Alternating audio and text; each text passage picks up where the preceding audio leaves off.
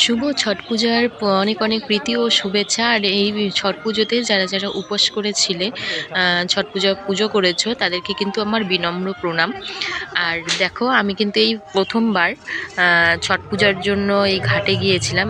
এই ব্যাপারগুলো কিন্তু আমার কোনোদিনও দেখা হয়নি বা জানা হয়নি। অনেকগুলো বছর হয়ে গেল আমি গঙ্গারামপুরে আছি, কিন্তু গঙ্গারামপুরে যে এই রকম একটা মানে আয়োজন করা হয়, সেটা কিন্তু আমার এই ফার্স্ট টাইম দেখা।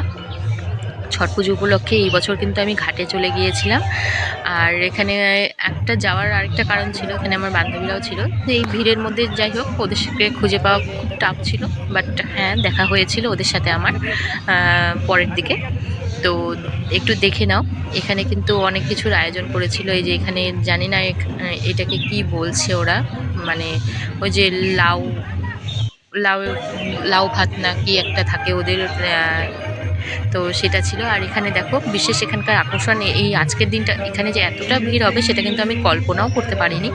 আর এখানে পরে আমি জানতে পারলাম ভিড়ের এতটা কারণ ছিল, বেনারস থেকে যেসব পুরোহিতগুলো থাকে তারা কিন্তু এসেছিল বিশেষ করে এই পুজো উপলক্ষে সন্ধ্যা আরতি করতে।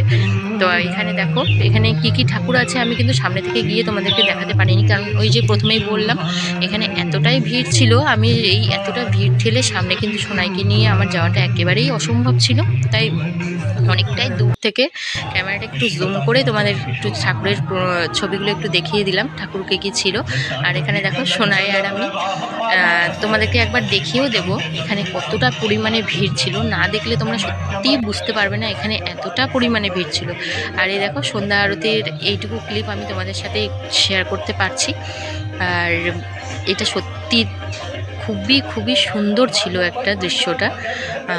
এটা কিন্তু আমার দেখা, একদম চোখের সামনে থেকে দেখা। এটা এর আগে আমি মোবাইলে বা টিভিতে অনেকবার দেখেছি, কিন্তু এটা চোখের সামনে থেকে এইভাবে দেখাটা কিন্তু আমার সত্যি একটা ভাগ্যের ব্যাপার ছিল বলে আমি মনে করছি।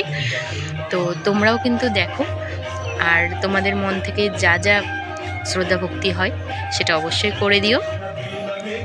আর যারা যারা দেখতে পাওনি, আর তোমরা কে কোথা থেকে দেখছো আর কে কে উপোস করেছিলে, অবশ্যই কিন্তু আমাকে কমেন্ট করে অবশ্যই জানাবে। আর এই দেখো, তোমাদেরকে যেমনটা বলেছিলাম যে এইটার কিন্তু যা ভিড় হয়েছিল সেটা কিন্তু তোমাদের সাথে অবশ্যই শেয়ার করবো। এই দেখো, ভিড়টা শুধু তোমরা দেখো, এখানে যে লোকজন যা, মানে এতটা ভিড় ছিল, আর এখানে এতটা সবাই আনন্দ করছিল, দেখে সত্যি আমি তো মনোমুগ্ধ হয়ে গেছি।